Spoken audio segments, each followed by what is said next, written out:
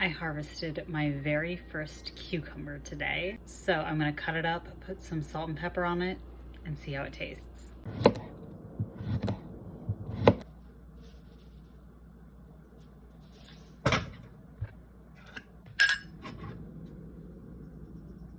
I'm gonna put these slices in the fridge for about 30 minutes to chill, and then we'll try it. It's been a little over 30 minutes. The cucumber is nice and chilled, and we are ready to try some.